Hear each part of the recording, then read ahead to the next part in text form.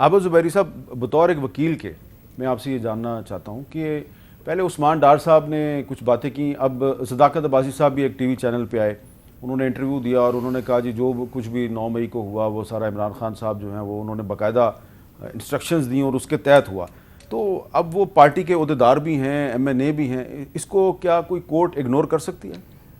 دیکھیے، پہلی بات تو میں سمجھتا ہوں کہ یہ بنکن کے سب کی بیانات جو شروع سے شروع ہوئے 9 مئی کے بعد، آپ سب دیکھ لیں، سب کے ایک ہی بیانات ہیں، ایک ہی اسکرپٹ ہوتی ہے جو وہ آ کے پڑھتے ہیں یا ان کو بتایا جاتا ہے. اور میں نے ایک نئی اصطلاح آپ کے چینلز پہ دیکھی کہ یہ وہ لوگ ہیں جن کا سافٹ ویئر اپ ڈیٹ ہو گیا ہے.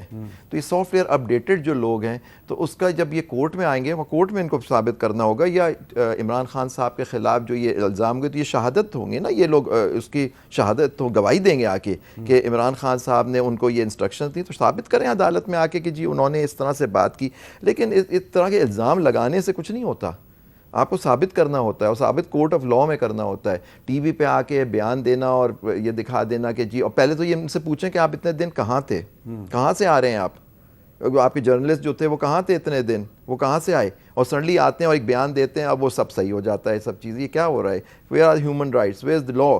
دیکھیں، عدالت تو بات کی بات ہے، جو یہ چیزیں ہو رہی ہیں، کیا ہمارا آئین اور قانون اس کی اجازت دیتا ہے کہ انسان کے ساتھ اس طرح ٹریٹمنٹ کرو کہ وہ آ کے آپ یہ پوچھیں کہ اس نے حلفاً یہ اس نے فری ول سے دیا یہ بیان ان لوگوں نے؟ دیکھیں نا، ہو سکتا ہے وہ مجبوراً کہہ بھی دیں آپ کے چینلز پہ آ کے جی ہم یہ حلفاً کہہ رہے ہیں کہ ہمارا یہ بیان بالکل اپنے free will without any pressure duress کے ہم نے دیا ہے.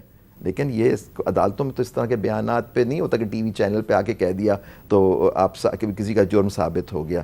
دیکھیے، دوسری بات جو آپ نے کہی، جو خواجہ سعد رفیق صاحب کی آپ نے بات بتائی، وہ کہہ رہے تھے گرینڈ ڈائیلاگ ہونا چاہیے، یا انہوں نے گرینڈ ڈائیلاگ، وہ ایک میجورٹی پارٹی کی بات نہیں کر رہے تھے جس کی یہاں سپورٹ ہے، وہ اپنی پی ڈی ایم کی باتیں کر رہے تھے. آپ یہ کہہ سکتے ہیں کہ وہ بات کر رہے ہیں کہ وہ جو ایک پارٹی جس کو یہ لوگ سب ڈکلیئر کرتے ہیں کہ وہ ٹیررسٹ ہیں، ان کو الیکشن میں ان کے لوگ آ جائیں، وہ لڑیں، لیکن ان کا لیڈر نہیں آ سکتا، ان کے لوگ نہیں آ سکتے، ان کو تو ٹکٹ ہولڈر شاید نہ ملیں جو یہ چیزیں ہو رہی ہیں، تو ان کے تو ٹکٹ لینے والا شاید کوئی نہ ہو الیکشن میں. ولید بیٹھے ہیں، یہ بتائیں گے آپ کو کہ یہ وہاں کیا سچویشن ہوگی. میں نے جو چیزیں دیکھی ہیں یہ اپنے زمانے میں، یہ میں نے پہلے کبھی نہیں دیکھی تھی سر. اچھا، ملک احمد خان صاحب، یہ جو عثمان ڈار صاحب اور جو صداقت عباسی صاحب نے جو گفتگو کی ہے، اگر وہ کسی کورٹ میں بھی آگے یہ بات کر دیتے ہیں یا وہ وعدہ معاف گواہ بن جاتے ہیں، تو کیا اس سے کوئی چیئرمین تحریک انصاف جو ہیں ان کے لیے کوئی مسائل پیدا ہوں گے؟ جی میر صاحب، ایک بڑی مشہور، کیونکہ دونوں صاحب آپ کے ساتھ جو بیٹھے ہیں اور آپ کے ناظرین کے لیے بھی، یہ ایک لیٹن کی مشہور 2 میکسمز ہیں، جس میں ایک میں ہے کہ a person can lie but documents cannot. انگریزی میں ترجمہ اس کا یہ ہے کہ انسان تو جھوٹ بول سکتا ہے اور واقعات نہیں، یا کچھ جو دستاویزات ہیں وہ نہیں. اب 9 مئی کے واقعات جو ہیں، میں کسی ایسی گارب میں بات کو رکھ کے، میں کسی تکلف کے ساتھ بات کو رکھ کے نہیں کرنا چاہوں گا. مجھے 9 مئی کو ایسا لگا کہ جیسے 9 مئی کو ایک سنجیدہ ایفرٹ ہے ایک انسٹیٹیوشن کی، جہاں میں اس کے پولیٹیکل میڈلنگ کے حق میں نہیں ہوں، وہاں میں اس کی ڈگنیٹی کی ایروژن کے بھی حق میں نہیں ہوں، کیونکہ میری بحیثیت قوم مجھے ان ساری چیزوں کا مجموعہ چاہیے. مجھے چاہیے کہ کانسٹیٹیوشنل رولز ہوں، بڑی جائز بات ہے. مجھے چاہیے کہ ہیومن رائٹس ہوں، بڑی جائز بات ہے. مجھے چاہیے کہ ڈیو پروسیسز ہوں، بڑی جائز بات ہے. اتنی سنجیدگی اور اتنی زور سے مجھے ایروژن آف فورسز، یہ erosion of dignity of forces پر بھی اتنا ہی رد عمل دینا ہے. یہ اگر ان میں سے کوئی ایک لنک بھی مس ہوگا، کہیں پر بھی کوئی ایک چیز غلط ہوگی، تو وہ میرے لیے ایک بڑا سیریس کنسرن ہوگا. اب 9 مئی کے واقعات پر انہی کی اپنی پارٹی کے رینکس اینڈ فائلز میں سے لوگ آ کے یہ سٹیٹمنٹ دے رہے ہیں، and they are nobody lesser than Usman Dar. Usman Dar Imran کے قریبی ساتھیوں میں تھے، بہت قریبی ساتھیوں میں تھے، بلکہ ان کے ان ساتھیوں میں تھے جن کو انہوں نے بڑے امپورٹنٹ ٹاسک سونپے. ان کا پورا کیمپین جو تھا وہ یوتھ ریلیٹڈ تھا، اور یوتھ کی ٹاسک جو تھی وہ عثمان ڈار کے پاس تھی. یہ جو ہمارے عباسی صاحب ہیں، یہ ہمارے دوست ہیں، یہ ان کے پنڈی جیسے ایک امپورٹنٹ ڈویژن کے پریزیڈنٹ بھی تھے، اور وہ ایک ایکس پرائم منسٹر کو ہرا کر آئے ہوئے تھے. پارٹی کے رینکس اینڈ فائلز میں ایک سیریس آدمی تھے. اب ان کی یہ ایلیگیشنز جو ہیں، اب بھلے سے انہوں نے ٹیلی ویژن پہ دی ہیں، دیز آر پبلک اسٹیٹمنٹس.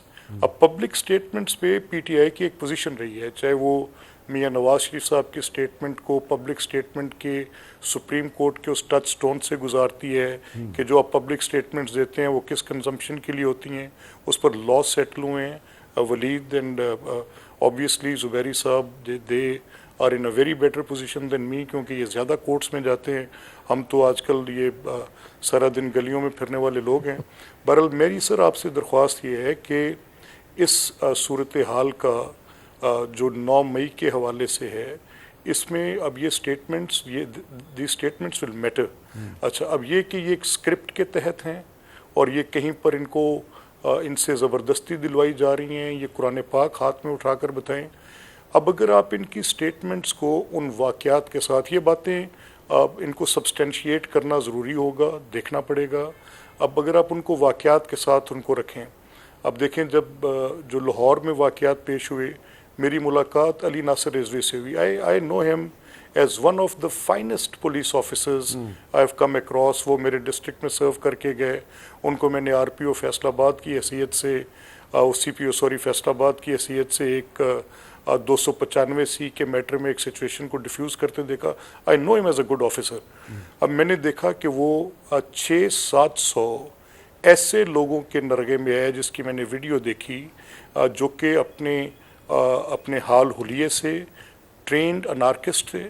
ان کے ہاتھ کے اندر وہ سارے پیٹرول بامز، ان کے ہاتھ میں وہ غلیلیں جن کے ساتھ ان کو مارا. اس آدمی کی آنکھ ضائع کر دی، وہ پڑا ہوا ہے. میں نے انجرڈ پولیس مین دیکھے، ان سے میں نے پرسنلی انٹریکٹ کیا.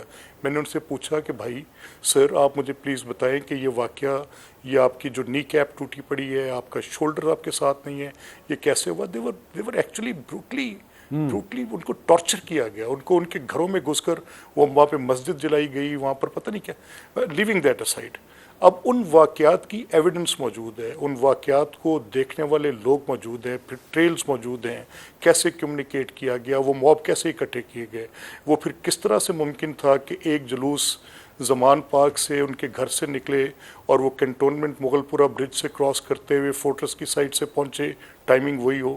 ایک زمان پارک سے نکلے، میاں میر برج کے ذریعے نکلے اور وہ پھر وہ اس بیریئر کو کراس کرے اور پھر وہیں پر پہنچے جو مال آف لاہور کے سامنے پہنچے، ٹائمنگ وہ. اور ایک اسی طرح گلبرگ سے نکلے، شیرپور برج سے نکلے، مزید ٹائمنگ. ملک صاحب یہ ساری باتیں ٹھیک ہیں، سر یہ آپ کی ساری باتیں ٹھیک ہیں، لیکن ایک چھوٹا سا سوال ہے کہ جب عثمان ڈار صاحب یہ ساری بات کہہ دیتے ہیں تو اس کے بعد اینڈ میں انٹرویو کے وہ کہتے ہیں جی میں سیاست چھوڑ رہا ہوں، اور صداقت عباسی صاحب بھی سارے انکشافات اور اعترافات کرنے کے اینڈ میں کہتے ہیں میں سیاست چھوڑ رہا ہوں. اس سے ان کا پورا جو سٹیٹمنٹ ہے، پورے کا پورا انٹرویو مشکوک نہیں ہو جاتا؟ میں اپنے امیر صاحب درست کہا. میری اس بات پر میری یہ رائے ہے، کیونکہ عثمان اور صداقت جس حد تک تحریک انصاف اور چیئرمین تحریک انصاف کے ساتھ ان کی وابستگی تھی اور جتنا وہ ان کے اوپر ایک اعتقاد کرتے تھے اور ان کی بات کو تسلیم کرتے تھے، میرا خیال ہے شاید ان کے لیے یہ جو انہوں نے پاکستان کی نیشنل پرائیڈ کو انجر کیا، جس طرح کی انہوں نے 9 مئی کو ایک صورتحال پیدا کی، they have lost their faith in him. تو اس کے بعد وہ سمجھتے ہیں شاید ان کی سیاست میں گنجائش نہیں ہے. میرا تو خیال ہے کہ اس کو اس زاویے سے بھی دیکھا جا سکتا ہے.